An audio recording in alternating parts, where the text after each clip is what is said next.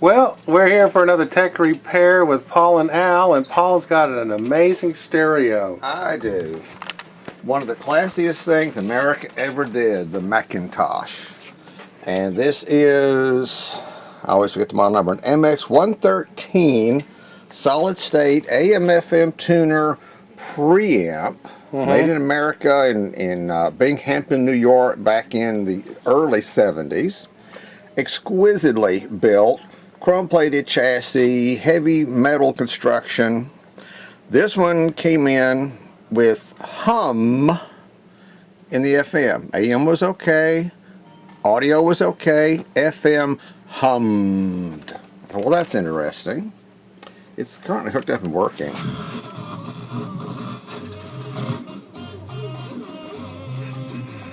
So anyway, I tore it down and found that there's two series regulators on this board for power. There's a 24-volt supply and there's a higher voltage for some other functions. And there was a shorted transistor putting about 35 volts with ripple onto the FM. AM has its own power supply. Fixed the regulator, found a resistor burned right there, which I thought was due to a short. Kind of find out that resistor just runs a little warm. It's a 100 ohm resistor.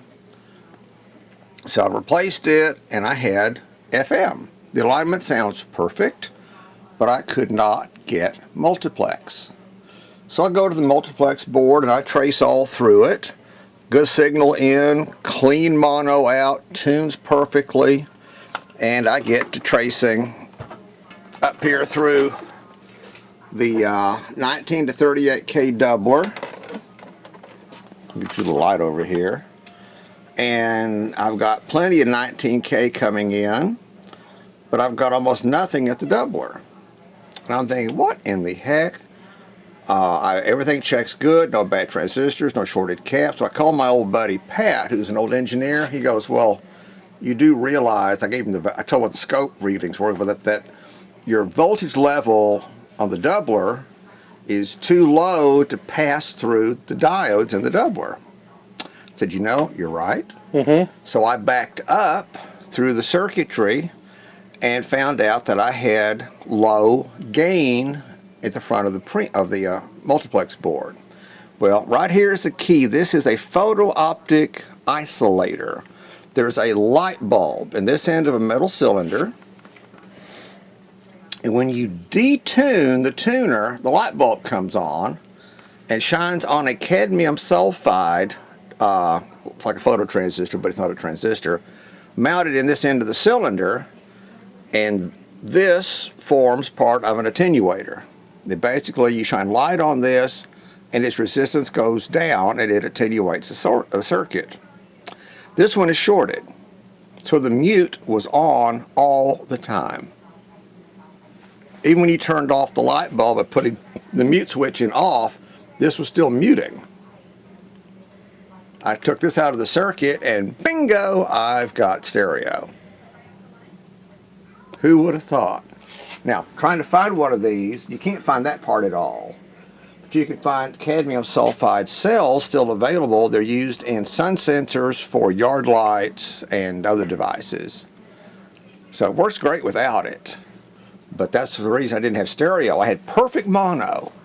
Usually with multiplex, if there's a problem with the multiplex board, you'll have that tunnel sound or whistling or a hollow sound. I had no 38K pilot at all. So I had perfect mono. But only because the level was so low that it was not triggering it into stereo. It's a very simple multiplex board, remarkably simple for McIntosh. Works beautifully. So I spent 2 days going, what's wrong? You know, none of the transistors bad, no capacitors bad. Thank God I didn't touch the alignment. And somebody had to point out to me that, well, gee, your level's too low. You're expecting to have no signal at all. You can't have a signal, and a good signal. It's just too low to do the job. So that was a fun one.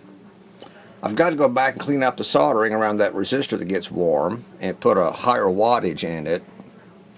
There was probably a tech bulletin for that, and I haven't found it yet. But this was built. Look at the quality of the construction. Heavy gauge steel, chrome plated, circuit boards, hand wiring. This thing is exquisite. This was class. Look at the flywheel. It's even chrome plated. Chrome plated flywheel on the tuner, yes. Bayonet base bulbs for all the dial lights and indicators. I mean, this was quality. But if it was mine, I'd let this thing go. But just out of curiosity, what is this ball? This is a button. This has slide rails. Uh-huh. The bottom's right here.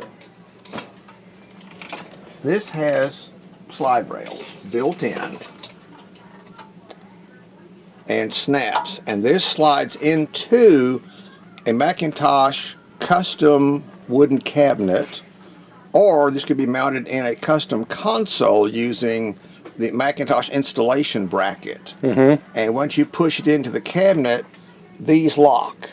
To get it out, you push these in to release the latch, then you pull these out. It is the height of elegance. Yeah. Nothing's built like this anymore. Nothing. So I thought that was interesting. That turned out to be a bad cadmium sulfide cell. I haven't seen one of those things in years. Well, I'll just go find a photo transistor, which is very similar. Doesn't have the same response curve that the circuit calls for, because this is an audio muting circuit, and it's tapered. Because the light bulb comes up slowly and goes down slowly, it gives a very smooth muting function. Very, very subtle. So it needs a cadmium to go in its place. You know who designed this by any chance? Don't know, but it's one of McIntosh's people. And they did beautiful work. That was a confusion, you know, back at that time. They had the McIntosh stereo, McIntosh amps and all that, and then they came out with a... computers. Yeah. Not the same, folks. Not the same. Now, this is a Mr. McIntosh, and the computers are an Apple. A member of the Apple family. They're not related. They may like to trade on a cousin association, but no, they're not even cousins. But isn't that a beautiful, beautiful piece? It is. Yeah. Yeah, this is glass. All the knobs are, of course, machined metal. And it works beautifully, except that muting circuit was stuck on. Yeah. So that was a day's work. It is so beautiful. How much do these go for now? This goes about $3,000. Because there's not many of them in the world. There's only a certain number, and they were expensive to start with. And they've not been made in almost 40 years of this quality. I mean, they're still in business, but they're not making stuff like this anymore. Now, this was quality, and it's in real nice shape. But I expected the light bulb of the photocoupler to burn out. Oh, the bulb's good. Now, how good is the actual AM tuner? Oh, it's excellent. It's got an entirely separate AM tuner. I mean, they're coupled to the same tuning knob, but AM is back. There's a separate AM board right there. Now, what's in those big boxes? Well, the tuning capacitor and the FM tuner's in this one. Power transformer's there. FMIF is in this one. Multiplex is there, and then left and right audio, and there's a metal cage that covers all of this. So everything is concealed tastefully. And it's also isolated. Yes. Yeah.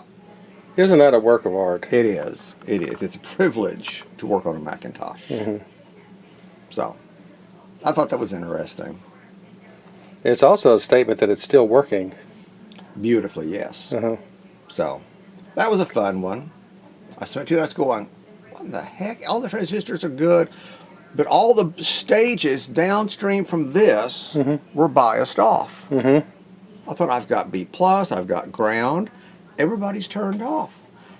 Yet I saw the muting circuit working, which turns the light bulb on and off. Well, until you get a level up high enough for it to detect the pilot frequency, it turns the multiplex off. So it was doing its job.